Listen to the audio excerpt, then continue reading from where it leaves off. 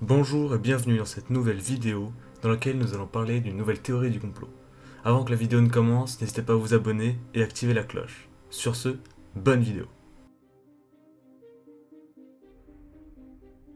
Alors la semaine dernière, nous avons vu si le youtubeur Nota Bene et Monsieur Dumont étaient la même personne, et j'ai remarqué que dans les commentaires, vous étiez assez partagés à ce sujet.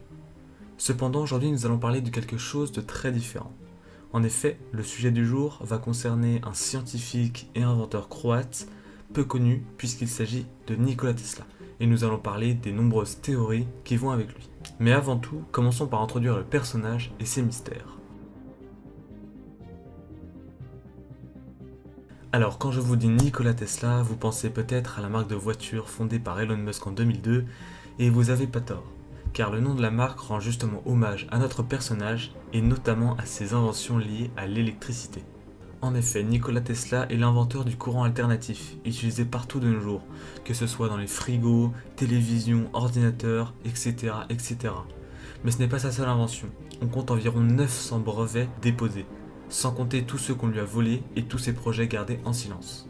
Parmi toutes ces inventions, on retrouve les robots télécommandés, les paratonnerres, les fréquences-mètres, le radar, la communication et transmission d'énergie sans fil, la bobine de Tesla, la turbine de Tesla, le courant triphasé, la télécommande et encore beaucoup d'autres.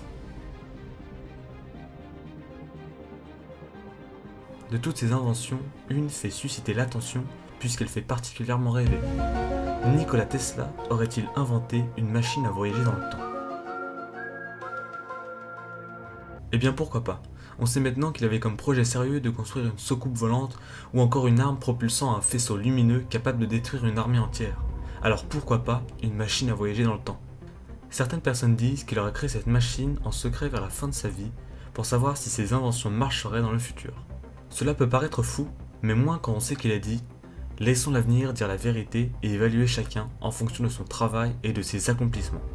Le présent est à eux, le futur, pour lequel j'ai réellement travaillé, est mien. » On comprend ici que seul l'avenir détient la vérité. Vérité qui pourrait être si oui ou non ces inventions auront marché. Et lorsqu'il dit le présent est à eux et le futur est le mien, on comprend ici qu'il ne s'intéresse pas au moment présent, mais à l'avenir. D'autres personnes pensent que cette citation prouverait le fait que Nikola Tesla serait lui-même un voyageur temporel. Pour eux, il viendrait des années 1990, ce qui expliquerait pourquoi il avait déjà imaginé la communication sans fil à travers le monde en 1910, ce qui aujourd'hui est appelé Internet. Eh bien en fait, il n'y a pas vraiment de vérité en ce qui concerne le voyage dans le temps. On sait qu'il est possible de voyager dans le futur et potentiellement dans le passé. Mais pour ça, il faut s'intéresser aux travaux d'un certain Albert Einstein et de son ami Nathan Rosen. Mais pour en revenir à Nikola Tesla, il est presque impossible pour lui d'avoir effectué un quelconque voyage. Déjà dans le futur, puisqu'aujourd'hui encore, la puissance de nos machines n'a permis qu'un voyage de 0,02 secondes dans le futur. C'était par le russe Gennady Padalka en 2015 après avoir passé 879 jours dans l'espace. Alors imaginez en 1910, c'est impossible. Et pour le voyage dans le passé, d'après Einstein et sa théorie sur la relativité générale, ça serait grâce à un trou de verre, chose qui n'a pas encore été découverte mais seulement imaginée. Alors, pas possible en 1910 aussi. Pour conclure cette vidéo, il est préférable de dire que Nikola Tesla était l'un des plus grands inventeurs et scientifiques de tous les temps, mais qui n'a jamais voyagé dans le temps. Mais après, libre à vous de croire ce que vous voulez. Sur ce, c'est la fin de cette vidéo, j'espère que cette théorie du complot vous aura plu, et à la semaine prochaine pour une nouvelle histoire.